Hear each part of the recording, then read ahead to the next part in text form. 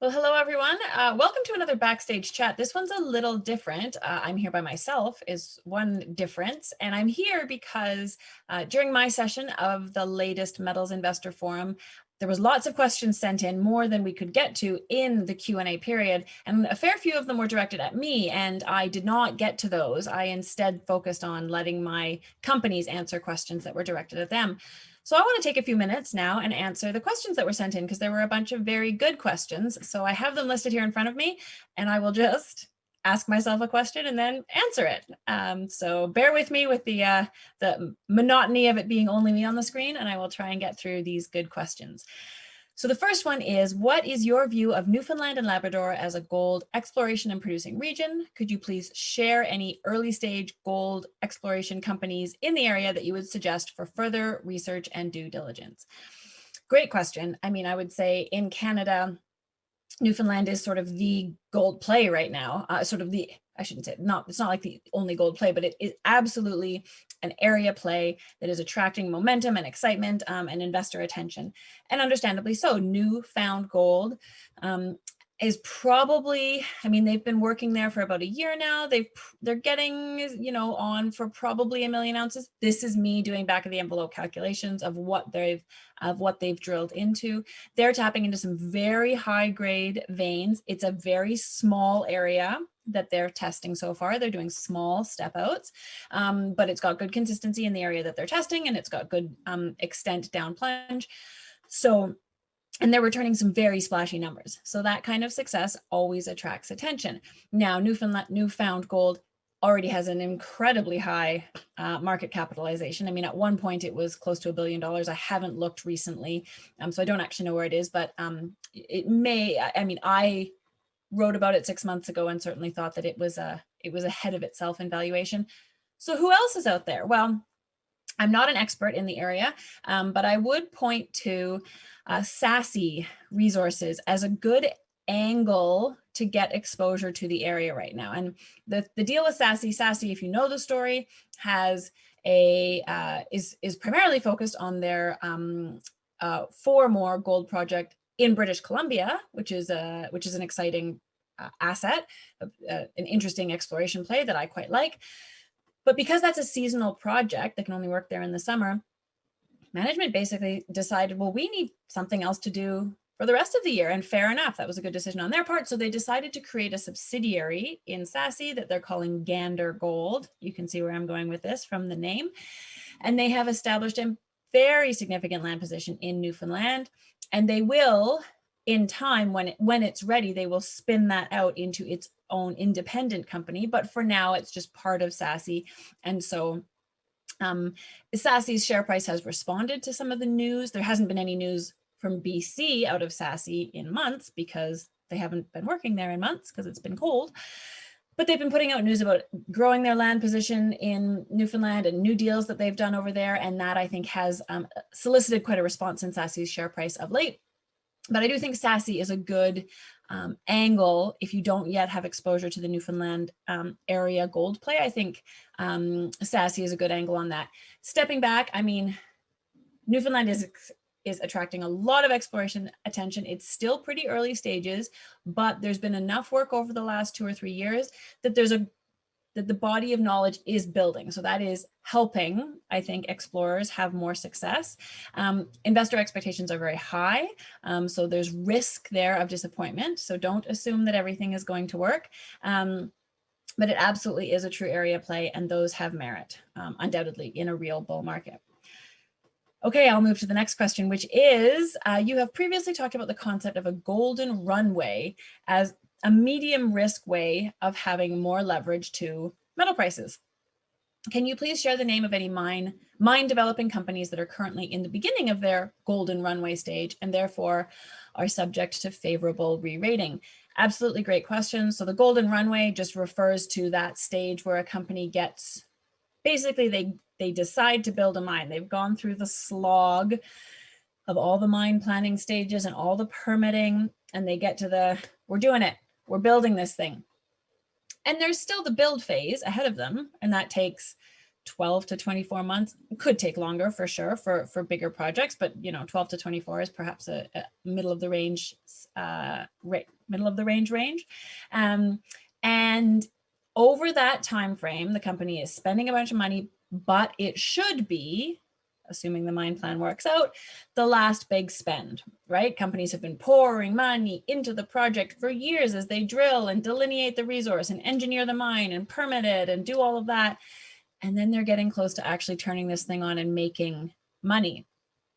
That's the re-rating. That's why a stock does this golden runway re-rating as it goes from, okay, we're building this mine, we're going to break ground, through to the first production. They really get a re-rating from being a developer to actually being a producing mining company. So it is a very reliable way of playing a medium risk, but of a medium risk way of getting more leverage to metal than only by owning producing miners. Some good examples for gold, I would say Orezone is right in that ballpark. I would say Erdene is getting very close to being in at that official build decision.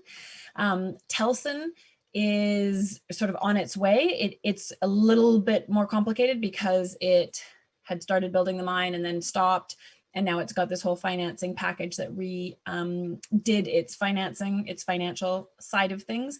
But Telson, absolutely. For silver, I would say Vangold. They're going to be able to get into production in pretty short order here. And for base metals, for copper, I would say Adventus. So that's a fairly long list there. Orezone, Erdene, Telson, Vangold, and Adventus, I'd say, are all poised for that sort of re-rating over the next 12 to 18 months. All right, the next one. Are there any industry acceptable rules of thumb for the amount of warrants as a percentage of free float in a junior exploration company? And in your opinion, what constitutes excessive share dilution? Good questions, related questions for sure. Unfortunately, there's no easy answer on the warrant front because it all depends on pricing. If a company has a bunch of warrants out there, but the share price has moved up and the warrants are all well in the money, well, they're most likely just a source of capital. So they're actually, sure, they're diluting the share count, but they're putting money in the till. There might be some selling associated, but you're talking about a share price that is performing. So there's likely interested buyers as well. So for warrants that are well in the money, I mean, you don't want to have a huge pile of them, but that suggests a company that is progressing well along the valuation gain trajectory. And so the warrants are just part of that step process, and it's working. More often than not, of course, warrants are either are perhaps just in the money or right around the same share price. Maybe the share price is just slightly above the warrant price. And those will cause pressure on the share price, right? Because shareholders will sell to sell the stock that they have to raise money to exercise their warrants, which are perhaps a little bit less expensive. And so that is going to cause pressure on a share price. Then it's more sort of, aside from those causing pressure versus giving capital impact, I always take a step back. And if I see a big list of warrants, I look at sort of where they stand relative to current pricing and what it suggests about what the company has done in the past with financings. If there's a bunch of blocks of warrants at similar prices, low prices, that says to me that a company has financed multiple times, but has not managed to add value since, right? Because it's had to keep financing at the same low price. So that is suggestive of a poor track record. Now, this is exploration. I'm not trying to point fingers and say you failed because your price is still low. But at the end of the day, that is what it means, right? So if you have a bunch of low price warrant blocks, they will hold your share price down if the share price climbs just above that level, because like I say, people will sell to exercise those warrants, and it just suggests a not great track record.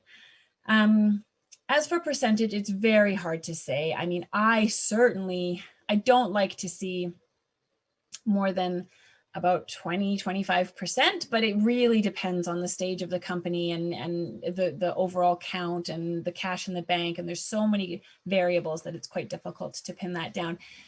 And unfortunately, the answer is the same for the second part of your question, which is what constitutes excessive share dilution? I mean, it depends on context. Are you talking about a pre-discovery company or following up on something that you hit? What is the company's cash burn outside of exploration? Do they pay large salaries, or do they have big project finance, like big project option payments, things like that? Or is it all about exploration?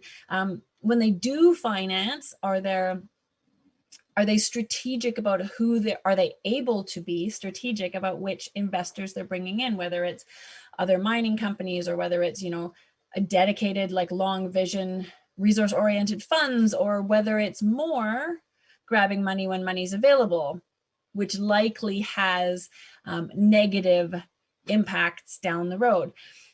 Overall, it comes back to a phrase that you might be tired of hearing me say, which is, does the company have a clear plan to create value with the cash that they're raising?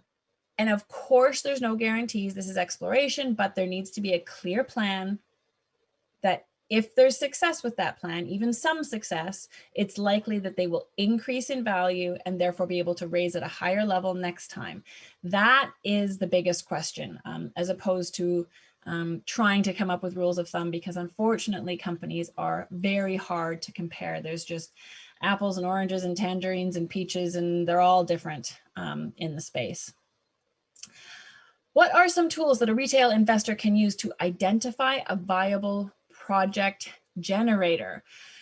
Good question. So I think with project generators, they're the ones who identify early stage project opportunities, stake them or option them, whatever it might be, do some of the groundwork to get them ready for further exploration. Then they find a partner company to come and buy some or all of that asset, leaving the project generator with a small ownership piece or a royalty, depending on the model of the business.